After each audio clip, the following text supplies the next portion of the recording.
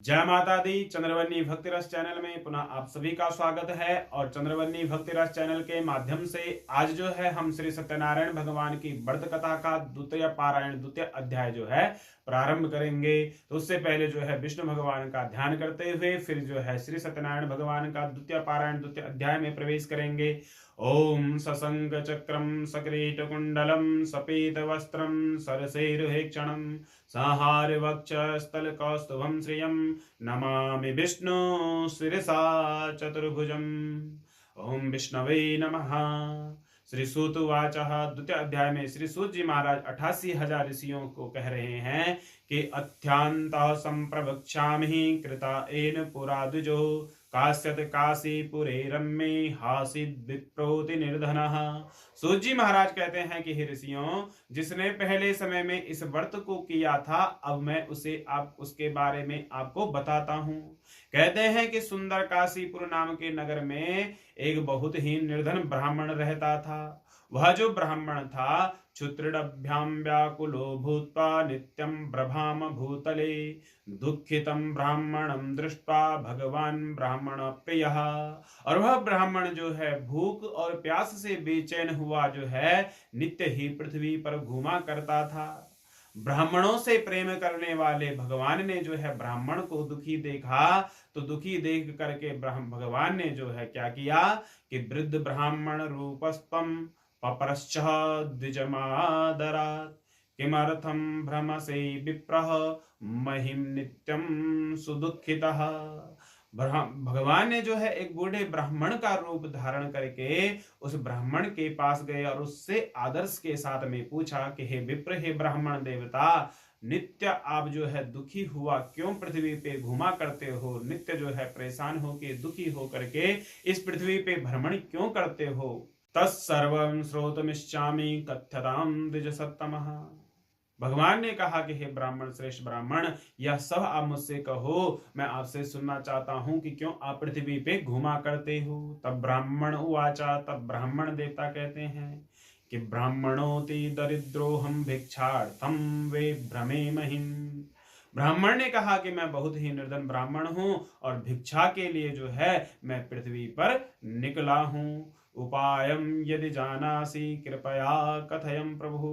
हे ब्राह्मण श्रेष्ठ, अगर आप इसका कोई उपाय जानते हो कि मेरी यह दरिद्रता कैसे दूर होगी तो कृपा करके मुझे वह उपाय बता दीजिए।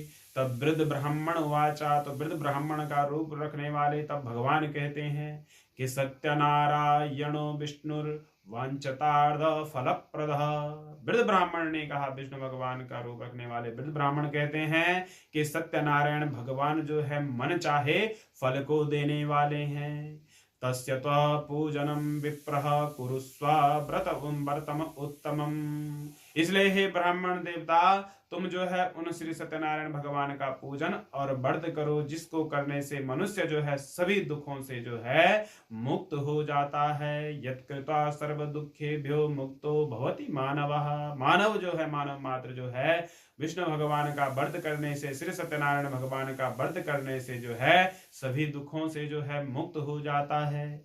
विधानम च व्रतस्यापि विप्राय भाष्य यत्नतः सत्यनारायणो वृद्धस्तत्रैवान्तरधीयतः।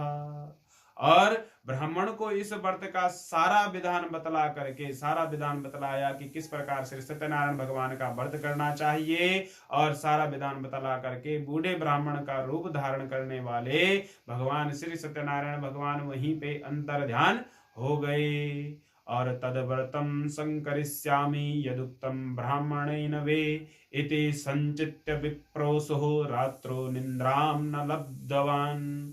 और कहते हैं कि ब्राह्मण को जब इस व्रत का बारे में भगवान बताकर अंतर ध्यान हो गए तो वह जो ब्राह्मण था उसने सोचा कि जिस व्रत को जो है उस वृद्ध ब्राह्मण ने मुझे बतलाया है मैं उस व्रत को जरूर करूंगा। और ऐसा वह सोचता हुआ रहा और उस रात्रि को उसे नींद भी नहीं आई। ततः प्रातः समुत्थाय सत्यनारायण व्रतम करिष्या इति संकल्प्य भिक्षार्थमगमद्विजः।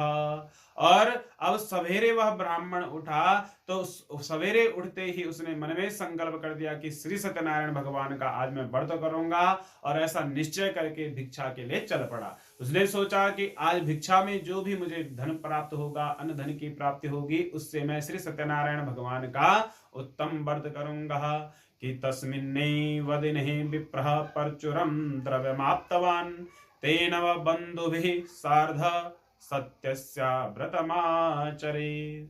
और वह ब्राह्मण जब चल पड़ा तो उस दिन जो है उस ब्राह्मण को भिक्षा में बहुत सा धन मिला, जिससे जो है वह ब्राह्मण बहुत प्रसन्न हुआ और अपने बंधु बांधवों के साथ जो है उसने श्री सत्यनारायण, उस ब्राह्मण देवता ने श्री सत्यनारायण भगवान का व्रत किया। और इस व्रत से क्या हुआ कि सर्व दुख विनिर्मुक्तः सर्व संपत समन्वितः बभूवः सा द्विजः श्रेष्ठो व्रतस्यास्य प्रभावतः।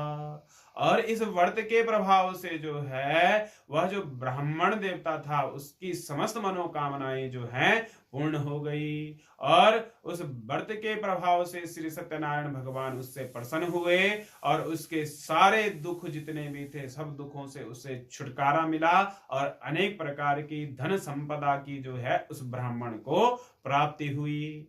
ततः प्रभृति कालम चह मासी मासी व्रतः कृतम् एवं नारायण सेदम व्रतम कृत्वा द्विजोत्तमः। और उस समय से वह ब्राह्मण जो है प्रत्येक महीने श्री सत्यनारायण भगवान के व्रत को करने लगा। इस तरह श्री सत्यनारायण भगवान के इस व्रत को करके वह जो ब्राह्मण था सर्व पाप विनिर्मुक्तो दुर्लभम मोक्षमाप्तवान् व्रतमस्य यदः विप्रः पृथिव्याम संकरिष्यति ही। और वह ब्राह्मण जो है सभी पापों से छूट करके और उसे मृत्यु के पश्चात मोक्ष को प्राप्त हो गया, मोक्ष की जो है उसे प्राप्ति हो गई। तो सूत जी महाराज कह रहे हैं कि हे ऋषियों, आगे भी पृथ्वी पर जो श्री सत्यनारायण भगवान का व्रत करेगा तदैव सर्व दुखम तु मनुजस्य विनिश्यति एवं नारायणेनोक्तम नारदाया महात्मने। तो वह मनुष्य भी जो है सब पापों से छूट जाएगा, उस मनुष्य की भी जो है जो पाप कर्म है उनसे जो है मुक्ति हो जाएगी, सारे पाप कर्म जो हैं उसके समाप्त हो जाएंगे।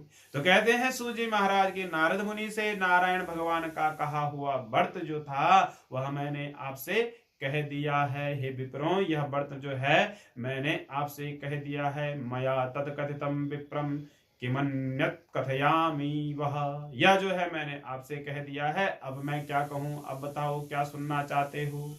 तो ऋषया उचुहु, फिर वह 88,000 ऋषि कहते हैं कि तस्माद् विप्रा श्रुतं केन पृथिव्यां चरितं मुने तत्सर्वं श्रोतुमिच्छामः श्रद्धास्माकं प्रजायते।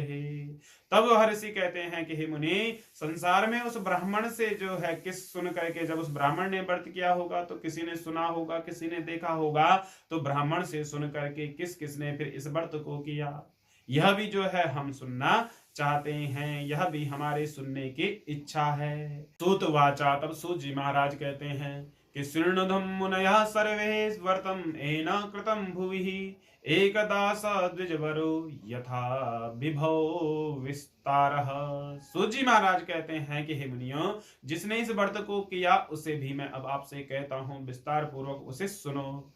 कहते हैं कि बंधु भी स्वजन ही सार्ध व्रतम कर्तु समुद्दतः एतस्मिन् तरे काले काष्ठक्रेता समागतम।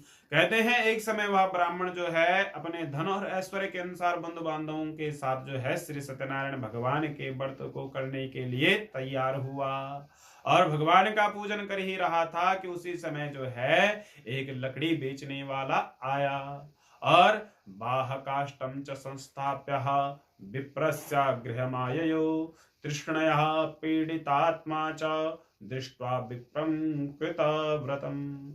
और उस जो लकड़हारा था, लकड़ी बेचने वाला, उस लकड़हारे को प्यास लगी, जैसे ही ब्राह्मण के घर के सामने से जा ही रहा था तो उस लकड़हारे ने जो है अपनी लकड़ियां बाहर पे रखी और ब्राह्मण के घर में गया।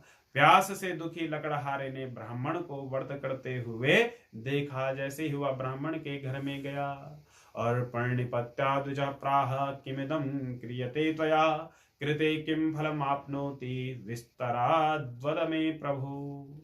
और जैसे ही उस लकड़हारे ने व्रत करते हुए ब्राह्मण को देखा तो वह ब्राह्मण को नमस्कार करके बोला, हाथ जोड़ करके बोला कि हे ब्राह्मण श्रेष्ठ, ये आप क्या कर रहे हैं और इसको करने से क्या फल मिलता है, यह सब आप मुझे विस्तार पूर्वक कहिए, विस्तार पूर्वक वर्णन कीजिए। तब विप्रोवाचः, तब ब्राह्मण जो है वह बोलते हैं विप्रोवाचः कि सत्यनारायणस्येदं व्रतं सर्वे इप्सितः प्रदं तस्य प्रसादान्मे सर्व धन धान्यादिकम महत। ब्राह्मण कहते हैं कि यह जो है सब कामनाओं को पूरा करने वाला श्री सत्यनारायण का व्रत है और उन्हीं की कृपा से जो है मुझे यह सब धन धान्य की प्राप्ति हुई है। मेरे घर यह जो कुछ तुम्हें दिखाई दे रहा है, यह धन धान्य सब इन्हीं के आशीर्वाद से मुझे प्राप्त हुआ है। इसलिए मैं इन श्री सत्यनारायण भगवान का व्रत कर रहा हूँ, उनका मैं पूजन कर रहा हूँ। तस्य प्रसादान में सर्वम धन धान्यादिकम महत्, उन्हीं के आशीर्वाद से यह धन धान्य मुझे प्राप्त हुआ है। तस्मादे तद व्रतम ज्ञात्वा काष्ठक्रेताति हर्षितः पपा जलम प्रसादम च भुक्त्वा स नगरम ययुः। और ब्राह्मण से जो है इस व्रत के बारे में सारा विधान जो है उस लकड़हारे ने जब जाना तो उसे बड़ी प्रसन्नता हुई। इस व्रत के विषय में सब कुछ जानकर लकड़हारा बहुत प्रसन्न हुआ और वहां से जो है ब्राह्मण से अनुमति लेकर के चला गया। ब्राह्मण से अनुमति लेकर ब्राह्मण के घर से जो है वह जो है लकड़हारा चला गया। और सत्यनारायण देवं मनसा चिंतयत् काष्टम विक्रयतो ग्रामे प्राप्त चाद्ययद्धनम। और उसने भी जो है मन में यह संकल्प कर दिया कि आज लकड़ी बेचने से जो कुछ मेरे पास धन संपदा आएगी उससे मैं श्री सत्यनारायण भगवान का उत्तम व्रत करूंगा। मन में ऐसा संकल्प लेकर के लकड़ियां सर में रख करके और ऐसे नगर में गया जहां धनवान लोग रहते थे, पैसे वाले लोग रहते थे। तेनैव सत्यदेवस्य करिष्ये व्रतम् उत्तमम् इति संचित्य मनसा काष्ठं घृत्वा तु मस्तके। मन में संकल्प कर दिया कि आज लकड़ी बेचने से जो है जो कुछ धन की प्राप्ति होगी उससे मैं श्री सत्यनारायण भगवान का उत्तम व्रत करूंगा। और ऐसा मन में संकल्प रख करके कि जो है लकड़ियां सर में रख करके जो है वह उस दिन आगे बढ़ा। जगाम नगरे रम्ये धनिनां यत्र संस्ततिः तद्दिने काष्ठमूल्यं च द्विगुणं प्राप्तवानसुः। और कहते हैं ऐसे नगर में गया जहां धनवान लोग रहते थे, पैसे वाले लोग रहते थे, ऐसे सुंदर नगर में वह जो है उस दिन गया और उसे जो है लकड़ियों का दाम जो है दोगुना प्राप्त हो गया, दोगुना दाम उसे मिला। ततः प्रसन्न हृदय सुपक्वं कदली फलम शर्करा घृत दुग्धम च गोधूमस्य च चूर्णकम। और कहते हैं तब वह जो है लकड़हारा बहुत प्रसन्न हुआ और प्रसन्न होकर के पके हुए केले की फली, शक्कर, घी और गेहूं का चूर्ण जो है वह उसने सब इकट्ठा किया, सारा जो है उसने एकत्रित किया। और तदवर्तस्य प्रभावेण धनपुत्रान्वितो भवत् इह लोके सुखं भुक्त्वा चांते सत्यपुरम ययुः। और सब सारा कुछ इकट्ठा करके जो है अपने घर की ओर चला गया और अपने समस्त भाई बंधुओं को बुला करके उनके साथ जो है उसने पवित्र श्री सत्यनारायण भगवान का व्रत किया। और इस व्रत के प्रभाव से उस लकड़हारे को जो है धन की प्राप्ति हुई और पुत्र की प्राप्ति हुई और विष्णु भगवान का आशीर्वाद उसे प्राप्त हुआ और इस संसार में सारे सुखों को भोग कर उसे वैकुंठ लोक की प्राप्ति हुई।